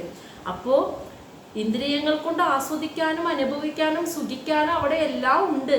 പക്ഷേ നിമിത്തേന ആ ഒരു ഇന്ദ്രിയ സുഖങ്ങളോടും യാതൊരു താല്പര്യവുമില്ലാതെ ധർമ്മേണ ധാർമ്മികമായ രീതിയിൽ, അതായത് ഭഗവാൻ മഹാവിഷ്ണുവിൽ പൂർണ്ണമായി സമർപ്പിച്ചുകൊണ്ട് നിഷ്കാമമായിട്ട് ഒന്നും ആഗ്രഹിക്കാതെ ആരാധയൻ പൂജിക്കുന്നു ഹരിം ഭഗവാനെ. ആ വൈകുണ്ഠ ലോകത്തിലെ വൈകുണ്ഠത്തിലെ നിവാസികളായ ഭഗവാന്റെ പാർഷദന്മാർ ഭഗവാന്റെ അതേ സ്വരൂപത്തോടു കൂടിയവരും ഒപ്പം ആ വൈകുണ്ഠത്തിലെ സുഖങ്ങളോടൊന്നും ഒരു ഇന്ദ്രിയ സുഖങ്ങളോടും ആസക്തിയില്ലാതെ ഒന്നും ആഗ്രഹിക്കാതെ ഭഗവാനെ ഇങ്ങനെ നിത്യവും ആരാധിച്ചിരിക്കുന്ന, ശ്രീഹരിയെ നിത്യവും ആരാധിച്ചിരിക്കുന്നവരാണ് അവിടെയുള്ള പാർഷദന്മാർ. ഇനി ശ്ലോകം 15. യത്ര ച അദ്യയഃ പുമാൻ ആസ്തേ ഭഗവൻ ശബ്ദഗോചരഃ സത്വം വിഷ്ടഭ്യ വിരജം സ്വാനാം നഃ മൃഡയൻ വൃഷഃ. യത്ര ച അദ്യയഃ പുമാൻ ആസ്തേ ഭഗവൻ ശബ്ദഗോചരഃ സത്വം വിഷ്ടഭ്യ വിരജം സ്വാനാം നഃ മൃഡയൻ വൃഷഃ. യത്ര ആ വൈകുണ്ഠത്തിൽ അദ്യയഃ, അവിടുത്തെ മഹാവിഷ്ണുവിനെ കുറിച്ചാണ് പറയുന്നത്. അദ്യയഃ എന്ന് വെച്ചാൽ പുമാൻ, ആദ്യത്തെ പുരുഷനും, ഭഗവൻ ശബ്ദഗോചരഃ ഭഗവാനായിട്ടുള്ള മഹാവിഷ്ണു. ശബ്ദഗോചരഃ എന്ന് വെച്ചാൽ എന്താ? അർത്ഥം പറയുന്നത് വേദത്തിലൂടെ മാത്രം അറിയാൻ സാധിക്കുന്നത്. വേദം എന്ന് വെച്ചാൽ അജ്ഞാനം. ജ്ഞാനസ്വരൂപനായിട്ടുള്ള യഥാർത്ഥ മഹാവിഷ്ണു ഭഗവാനെ ജ്ഞാനത്തിലൂടെ മാത്രം, ആത്മജ്ഞാനത്തിലൂടെ മാത്രം അനുഭവിച്ചറിയാൻ കഴിയുന്നത്, അതാണ് ശബ്ദഗോചരഃ. ആ ജ്ഞാനത്തിലൂടെ മാത്രം അനുഭവിച്ചറിയാൻ കഴിയുന്ന ഭഗവാൻ മഹാവിഷ്ണു, ആദ്യ പുരുഷനായിട്ടുള്ള ആ മഹാവിഷ്ണു ആസ്തേ ആ വൈകുണ്ഠത്തിൽ സ്ഥിതി ചെയ്യുന്നു. എങ്ങനെ ഇരിക്കുന്നത്? വിരജം എന്ന് വെച്ചാൽ പരിശുദ്ധമായ, സത്വം വിഷ്ടഭ്യ സത്വഗുണം കൂടി നിൽക്കുന്ന ഒരു ശരീരത്തെ സ്വീകരിച്ച്, വളരെ നിർമ്മലവും പരിശുദ്ധവുമായ ഒരു ശരീരത്തെ സ്വീകരിച്ച ആ മഹാവിഷ്ണു സ്വാനാം, ആ മഹാവിഷ്ണുവിൻ്റെ സ്വാനാം എന്ന് വെച്ചാൽ ബന്ധുക്കള്, സ്വന്തക്കാരെ എന്നർത്ഥം. സ്വന്തക്കാരായിട്ടുള്ള നഹ ഞങ്ങൾക്ക് മൃഡയൻ പൂർണ്ണ സന്തോഷം നൽകിക്കൊണ്ട് ആ വൈകുണ്ഠത്തിൽ വൃഷ എന്ന് വെച്ചാൽ ധർമ്മമൂർത്തി, മനസ്സിലായ? ധർമ്മത്തിൻ്റെ മൂർത്തിഭാവമായിട്ടുള്ള ആ മഹാവിഷ്ണു അങ്ങനെ വൈകുണ്ഠത്തിൽ വസിക്കുന്നു എന്ന്. അപ്പോൾ ആദ്യത്തെ പുരുഷനും വേദത്തിലൂടെ മാത്രം, ആദ്യത്തെ പുരുഷൻ എന്ന് വെച്ചാൽ ആദിനാരായണ മൂർത്തിയായി ഇരിക്കുന്നവനും വേദത്തിലൂടെ ആത്മജ്ഞാനത്തിലൂടെ മാത്രം അനുഭവിച്ചറിയാൻ കഴിയുന്നവനുമായ ആ മഹാവിഷ്ണു വളരെ നിർമ്മലവും പരിശുദ്ധവുമായ സത്വഗുണത്തിൻ്റെ ശരീരരൂപത്തെ സ്വീകരിച്ച് ആ ഒരു ധർമ്മത്തിൻ്റെ മൂർത്തിയായിട്ടുള്ള മഹാവിഷ്ണു അദ്ദേഹത്തിൻ്റെ ബന്ധുക്കളായിട്ടുള്ള ഞങ്ങൾക്കൊക്കെ സന്തോഷം നൽകിക്കൊണ്ട് അവിടെ അങ്ങനെ ആ വൈകുണ്ഠത്തിൽ വസിക്കുന്നു. ഇനി ശ്ലോകം 16. യത്ര നൈശ്രേയസം നാമവനം കാമദുഃഖേ ധൂമ്രൈ സർവഋതു ശ്രീഭിഃ വിഭ്രാജത് കൈവല്യമിവ മൂർത്തിമത്. യത്ര നൈശ്രേയസം നാമ വനം കാമദുഃഖേ ധൂമ്രൈ സർവഋതുശ്രീഭിഃ വിഭ്രാജത് കൈവല്യമിവ മൂർത്തിമത്. അതായത് യത്ര ആ വൈകുണ്ഠത്തിലെ നൈശ്രേയസം നാമവനം, നൈശ്രേയസം എന്ന പേരിൽ ഒരു വനമുണ്ട്. വൈകുണ്ഠത്തിൻ്റെ വർണ്ണനയാണ് കേട്ടോ. ആദ്യം പാർഷദന്മാരെ വർണ്ണിച്ചു, പിന്നെ ഭഗവാനെ വർണ്ണിച്ചു. ഇനി വൈകുണ്ഠത്തിൽ നൈശ്രേയസം എന്ന പേരിൽ ഒരു വനമുണ്ട്. പ്രത്യേകത എന്താ? കാമദുഃഖേ ധൂമ്രേ, എല്ലാ ആഗ്രഹങ്ങളെയും നിറവേറ്റി തരുന്ന, ധൂമ്രേ എന്ന് വെച്ചാൽ വൃക്ഷങ്ങൾ നിറഞ്ഞതാണ് ആ വനം. ആ വനത്തിലെ വൃക്ഷങ്ങൾ സർവ ആഗ്രഹങ്ങളെയും നിറവേറ്റി തരുന്ന വൃക്ഷങ്ങളാണ്. പിന്നെ സർവ ഋതു ശ്രീഭിഃ, എല്ലാ ഋതുക്കളിലും ശ്രീ ഐശ്വര്യവും സമ്പൽ സമൃദ്ധവുമാണ് അവിടുത്തെ വൃക്ഷങ്ങൾ. വിഭ്രാജത്ത് എന്ന് വെച്ചാൽ സമൃദ്ധവുമാണ്, മനസ്സിലായോ? ഐശ്വര്യവും സമ്പൽ സമൃദ്ധവുമാണ് അവിടുത്തെ വൃക്ഷങ്ങൾ എന്നാണ് പറയുന്നത്. അതായത് നമ്മൾ പറയില്ലേ, എല്ലാ ഋതുക്കളിലും അവിടുത്തെ വൃക്ഷങ്ങളിൽ നിറച്ചു പൂക്കളും ഇലകളും ഫലങ്ങളും നിറഞ്ഞു നിൽക്കുന്നതാണ് നൈശ്രേയസം എന്ന വനത്തിലെ വൃക്ഷങ്ങൾ. എല്ലാ ആഗ്രഹങ്ങളും സാധിച്ചു തരാൻ കഴിവുള്ളതാണ് ആ വൃക്ഷങ്ങൾ. ഇനി നൈശ്രേയസത്തിന്റെ പ്രത്യേകത എന്താ?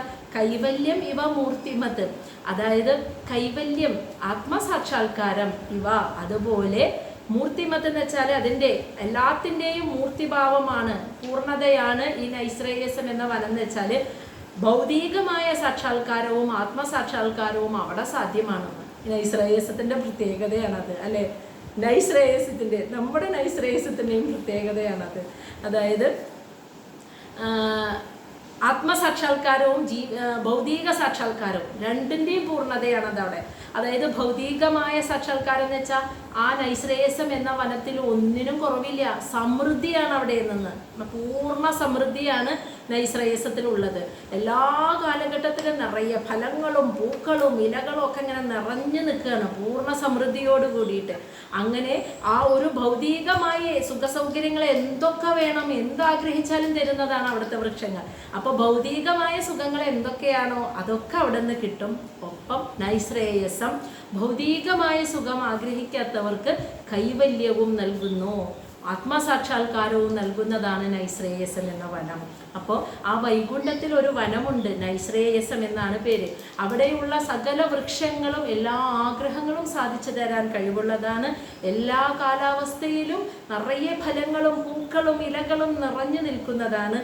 ആത്മസാക്ഷാത്കാരവും ഒപ്പം ഭൗതികമായ സാക്ഷാത്കാരവും നൽകാൻ കഴിവുള്ളതാണ് ആ നൈശ്രേയസം എന്ന വനം. ഇനി ശ്ലോകം 17. ഇനി അവിടുത്തെ പാർഷദന്മാർ, ഭഗവാന്റെ വൈകുണ്ഠത്തിലുള്ള പാർഷദന്മാർ ഇവിടെ വിമാനങ്ങളിലാണ് സഞ്ചരിക്കുന്നത് എന്നാണ് പറയുന്നത്. വൈമാനിക സ ലലന ചരിതാനി എത്ര ഗായന്തി ലോകശമല ശബണാനി ഭർത്തു അന്തർജലേ അനുവികസൻ മധുമാധവീന ഗന്ധേന ഗന്ധിത ദിയഃ അഭി അനിലം ക്ഷിബന്തഃ. വൈമാനിക സ ലലനാ ചരിതാനി യത്ര ഗായന്തി ലോകശമല ക്ഷപണാനി ഭർത്തുഃ അന്തർജലേ അനുവികസൻ മധുമാധവീനാം ഗന്ധേന ഗന്ധിതഃ ദിയഃ അഭി അനിലം ക്ഷിബന്തഃ. വൈമാനിക വിമാനത്തിലാണ് അവിടെയുള്ള പാർഷദന്മാർ, വൈകുണ്ഠത്തിലെ ഭഗവാന്റെ ഭക്തന്മാർ. സ ലലാന എന്ന് വെച്ചാൽ സ്വന്തം, ലലന എന്ന് വെച്ചാൽ ഭാര്യമാരോട്, പത്നിമാരോടൊപ്പം.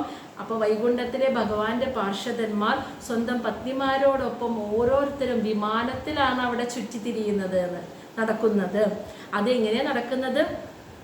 ആ യത്ര എന്ന് വെച്ചാൽ ആ നൈശ്രേയസത്തിൽ. ഇനി ചരിതാനി, വെറുതെ വിമാനത്തിൽ പത്നിമാരോടൊപ്പം ഇരിക്കുകയല്ല, ചരിതാനി ചരിതങ്ങൾ. ആരുടെ ചരിതങ്ങൾ? ഗായന്തി എന്ന് വെച്ചാൽ പാടുന്നു. ലോക ശമല ക്ഷപണാനി ഭർത്തു, ലോകത്തിന്റെ സകല ദുഃഖങ്ങളെയും ഇല്ലാതാക്കുന്ന ഭർത്തു, ലോകത്തിന്റെ ഭർത്താവ് എന്ന് വെച്ചാൽ ലോകത്തിന്റെ സംരക്ഷകനായിട്ടുള്ള ഭഗവാന്റെ ചരിതങ്ങൾ പാടി പാടി സ്വന്തം പത്നിമാരോടൊപ്പം വിമാനത്തിൽ ഇങ്ങനെ ചുറ്റിക്കറങ്ങുന്നെന്ന്. ആര്? ആ ഭഗവാന്റെ വൈകുണ്ഠത്തിലെ ഭഗവാന്റെ പാർഷദന്മാരായ ഭക്തന്മാർ അവരവരുടെ വിമാനത്തിൽ സ്വന്തം പത്നിമാരോടൊപ്പം ഇരുന്ന് അവർ നൈശ്രേയസം കണ്ട് ആസ്വദിക്കുകയല്ല, ലോകത്തിന്റെ സംരക്ഷകനായിട്ടുള്ള ഭഗവാന്റെ ചരിതങ്ങൾ പാടി ഇങ്ങനെ രമിച്ചിരിക്കുന്നു. അതിൽ ഭഗവാന്റെ ചരിതങ്ങൾ പാടുന്നതിൽ ഇങ്ങനെ രമിച്ചിരിക്കുന്നു. അപ്പോൾ അവരുടെ മനസ്സിളക്കാൻ ഒന്നിനും സാധിക്കില്ല എന്നാണ് അടുത്ത വരിയിൽ പറയുന്നത് കേട്ടാ. അന്തർജലേ, അതായത് ആ നൈശ്രേയസം എന്ന വനത്തിൽ ജലം ഒഴുകുന്നുണ്ട്. ആ ജലത്തിൻ്റെ അടിയിൽ ഉള്ളിലെ അനുവികസൻ, നിത്യവും ഇങ്ങനെ പിടർന്നു നിൽക്കുന്ന മധുമാധവീനാം, അതായത് നല്ല നറുമണം പരത്തുന്ന നിറയെ തേനുകൾ ഉള്ള മാധവീനാം എന്ന് വെച്ചാൽ മാധവി എന്ന് പറയുന്ന പൂക്കൾ. ആ പൂക്കൾ ഇങ്ങനെ വിരിഞ്ഞു നിൽക്കുമ്പോൾ അനിലം, ആ വൈകുണ്ഠത്തിലെ നൈശ്രേയസത്തിലൂടെ വീശിയടിക്കുന്ന അനിലം, കാറ്റിൽപ്പെട്ട് ഈ മാധവി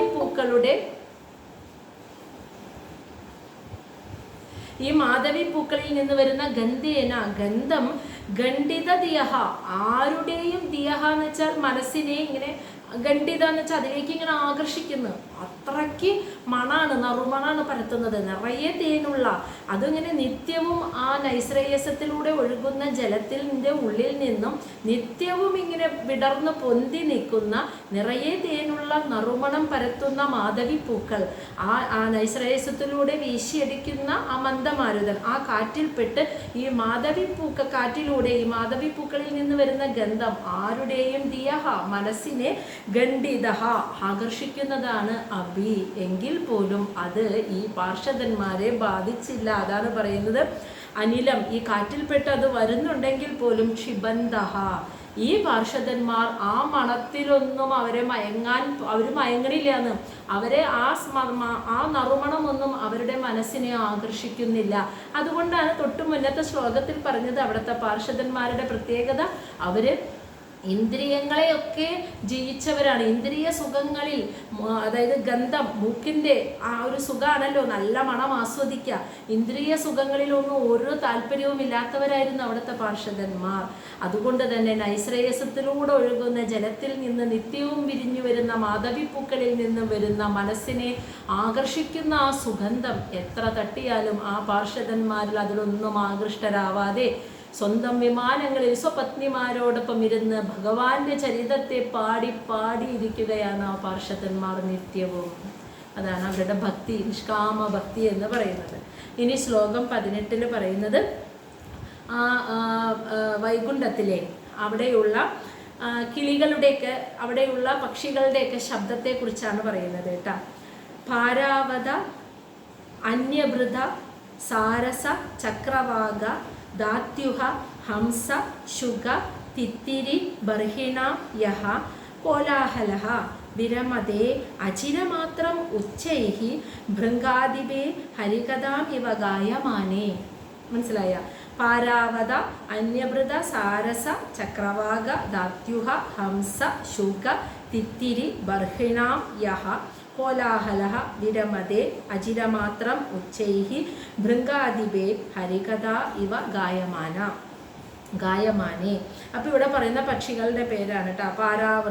പാരാവത എന്ന് വെച്ചാൽ പ്രാവുകൾ, അന്യഭൃത എന്ന് പറഞ്ഞാൽ കുയിലുകൾ, സാരസ എന്ന് പറഞ്ഞാൽ കൊറ്റി, ചക്രവാക പക്ഷി, ദാത്യുഹ എന്ന് വെച്ചാൽ വേഴാമ്പൽ, ഹംസം എന്ന് വെച്ചാൽ അരയന്നങ്ങൾ, ശുഗാഹ എന്ന് വെച്ചാൽ തത്തക, തിത്തിരി എന്ന് പറഞ്ഞാൽ തിത്തിരി പക്ഷികൾ, ബർഹിണാം എന്ന് വെച്ചാൽ മയിലുകൾ, യഹ ഇവയെല്ലാം കോലാഹല, അവരൊക്കെ ഇങ്ങനെ ശബ്ദ കോലാഹലം കൂട്ടുന്നുണ്ടെന്ന് ഈ നൈശ്രേയസം എന്ന വനത്തിലിരുന്നിട്ട്. പ്രാവുകൾ, അതുപോലെ കുയില്, കൊറ്റി, ചക്രവാക പക്ഷി, വേഴാമ്പല്, അരയന്നം, തത്തകൾ, തിത്തിരി പക്ഷി, മയിൽ, ഇവയെല്ലാം ആ നൈശ്രേയസത്തിൽ ഇരുന്ന് ഇങ്ങനെ കോലാഹലം കൂട്ടുകയാണ്. അവരുടെ ശബ്ദം വെച്ചിട്ട് കോലാഹലം കൂട്ടിയാലും അചിരമാത്രം കുറച്ച് നേരത്തേക്ക് വിരമതേ അവരതൊക്കെ നിർത്തിവെക്കുന്നു. ആ കുറച്ച് നേരം എന്തിനാണ് നിർത്തിവെക്കുന്നത് എങ്കിൽ എന്ന് വെച്ചാൽ ഉച്ചൈഹി വളരെ ഉറക്കെ, ഉച്ചൈഹി എന്ന് വെച്ചാൽ വളരെ ഉറക്കെ വലിയ ശബ്ദത്തിൽ, ഭൃംഗാദിപേ എന്ന് പറഞ്ഞാൽ എന്താ പറയുക, വണ്ടുകളില്ലേ, വണ്ടുകളുടെ അധിപൻ, രാജാവായിട്ടുള്ള ഏറ്റവും വലിയ വണ്ട്, ഹരികഥ ഭഗവാന്റെ കഥകളെ ഇവ ഗായമാന ഉറക്കെ ഇങ്ങനെ പാടുന്നത്. മൂളിപ്പാട്ടിലൂടെ ഭഗവാന്റെ കഥകൾ ഇങ്ങനെ ഉറക്കെ പാടുമ്പോൾ ഈ പക്ഷികളൊക്കെ അവരുടെ ശബ്ദം കുറച്ച് നേരത്തേക്ക് കോലാഹലം കൂട്ടാതെ അവർ ശബ്ദമുണ്ടാക്കാതെ ഇരുന്ന് ആ ഭഗവത് കഥകളാകുന്ന പാട്ടിനെ ഇങ്ങനെ ആസ്വദിച്ചിരിക്കുന്നു. അതാണ് പറയുന്നത്. ഇത് ഭംഗിയായിട്ടാണ് വർണ്ണിക്കുന്നല്ലേ. പ്രാവുകളും തത്തകളും കുയിലുകളും കൊറ്റിയും ചക്രവാക പക്ഷിയും അരയന്നും മയിലുവയെല്ലാം തിത്തിരി പക്ഷി ഇവയെല്ലാം നൈശ്രേയസത്തിൽ കിടന്ന് ഇങ്ങനെ കോലാഹലം കൂട്ടിയാലും കുറച്ച് നേരത്തേക്ക് അവർ ആ ശബ്ദമൊക്കെ നിർത്തിവെക്കും. കാരണം വണ്ടുകളുടെ രാജാവായിട്ടുള്ള തേനീച്ചകളുടെയൊക്കെ രാജാവ് ആ മൂളിപ്പാട്ട്, ഭഗവാന്റെ കഥകൾ ഇങ്ങനെ മൂളിപ്പാട്ടായിട്ട് പാടുന്ന ആ സമയം, ഉറക്കെ മൂളി പാടി നടക്കുന്ന ആ സമയം മറ്റെല്ലാ പക്ഷികളും നിശബ്ദമായിരുന്ന് അതിനെ കാതോർത്ത് ഭക്തിയോടുകൂടി ഭഗവാനെ ആരാധിക്കാറുണ്ട് എന്നാണ് പറയുന്നത്. ഇനി ശ്ലോകം 19 അവിടുത്തെ പുഷ്പങ്ങളുടെ പ്രത്യേകതയാണ് കേട്ടോ പറയുന്നത്. എത്രയൊക്കെ മനോഹരമായ ഗന്ധമുള്ള പുഷ്പങ്ങളാണ് നൈശ്രേയസത്തിലുള്ളത് എന്ന് പറയാണ്. മന്ദാര കുന്ദ കുരവഹ ഉത്പല ചമ്പക അർണ പുന്നാഗ നാഗ ബഗുള അംബുജ പാരിജാതഃ. അതായത് മന്ദാര പുഷ്പം, കുന്തള പുഷ്പം, കുരവം എന്ന പുഷ്പം, ഉത്പല എന്ന് വെച്ചാൽ ആമ്പൽപ്പൂവ്, ചെമ്പകം, അർണം എന്ന് വെച്ചാൽ അരളിപ്പൂവ്, പുന്നാഗ പുഷ്പം, നാഗം എന്ന് വെച്ചാൽ സർപ്പഗന്ധി, ഇനി ബഗുളാം എന്ന് പറയുന്ന ഒരു പൂവ്, അംബുജം താമര, പാരിജാതം എന്നിങ്ങനെയുള്ള നല്ല നറുമണം സുഗന്ധം പരത്തുന്ന പുഷ്പങ്ങൾ നൈശ്രേയസത്തിലുണ്ടെങ്കിലും ഭഗവാൻ ശ്രീഹരിക്ക് ഗന്ധേ അർച്ചിത തുളസിക ആഭരണേന തസ്യ, ഭഗവാൻ സ്വയം ആ തുളസീദളങ്ങൾ കൊണ്ടുള്ള മാല ആഭരണമാക്കിയിട്ട് തുളസിയുടെ ഗന്ധത്താൽ അർച്ചിക്കപ്പെടാൻ ഇഷ്ടപ്പെടുന്നവനാണ് ഭഗവാൻ ശ്രീഹരി. ആയതിനാൽ യസ്മിൻ ആയതുകൊണ്ട് ആ നൈശ്രേയസത്തിലെ സുമനസ മറ്റെല്ലാ പുഷ്പങ്ങളും തുളസിയുടെ തപസ്സിനെ ബഹുമാനയന്തി വളരെയധികം ആദരവോടെ മാനിക്കുന്നു. എന്ത് തപസ് ചെയ്തു തുളസിക്ക് ഈ പുണ്യം കിട്ടാൻ? ഇത്രയ്ക്ക് സുഗന്ധം നൽകുന്ന മന്ദാരം, കുന്തളം, കുരവ, ഉത്പല അത് ചാമ്പൽ പൂവ്, ചെമ്പകം, അരളിപ്പൂവ്, സർപ്പഗന്ധി, അതുപോലെ താമര, പാരിജാതം, ഇതുപോലെ നല്ല നറുമണം നൽകുന്ന പുഷ്പങ്ങൾ ഇത്ര മാത്രം അവിടെ നൈശ്രേയസത്തിൽ ഉണ്ടായിട്ടും ഭഗവാൻ തുളസീദളങ്ങൾ കോർത്തുകൊണ്ടുള്ള മാല കഴുത്തിലണിഞ്ഞ് തുളസിയുടെ ഗന്ധത്താൽ അർച്ചിക്കപ്പെടാനായിട്ട് ഇഷ്ടപ്പെടുന്നവനാണ് ഭഗവാൻ ശ്രീഹരി. ആയതിനാൽ നൈശ്രേയസത്തിലെ മറ്റെല്ലാ പുഷ്പങ്ങളും തുളസി എന്ത് തപസ് ചെയ്തു ഈ പുണ്യം കിട്ടാൻ? ഇത്രയ്ക്ക് സുഗന്ധം നൽകുന്ന പൂക്കൾ വേറെ ഉണ്ടായിട്ട് അതൊന്നും വേണ്ട, തുളസീദളം മാത്രം മതി. അതിൻ്റെ ഗന്ധമാണ് ഭഗവാൻ ഇഷ്ടപ്പെട്ടിരുന്നത്. തുളസി എന്ത് തപസ് ചെയ്തു എന്ന് ചോദിച്ച് തുളസിയുടെ ആ തപസ്സിനെ വളരെ ബഹുമാനത്തോടെ ആദരിക്കാറുണ്ട് മറ്റെല്ലാ പുഷ്പങ്ങളും എന്ന് അതാണ് പറയുന്നത്. ഇനി നിർത്താം നമുക്ക്, 9 മണിയായി. ഇനി ശ്ലോകം 20 തൊട്ട്. അപ്പോൾ വൈകുണ്ഠത്തിൻ്റെ വർണ്ണനയാണ് നമ്മൾ കണ്ടുകൊണ്ടിരിക്കുന്നത്, വൈകുണ്ഠത്തിലെ വർണ്ണന. ഇനി അതിൻ്റെ ബാക്കി നമുക്ക് അടുത്ത വ്യാഴാഴ്ച.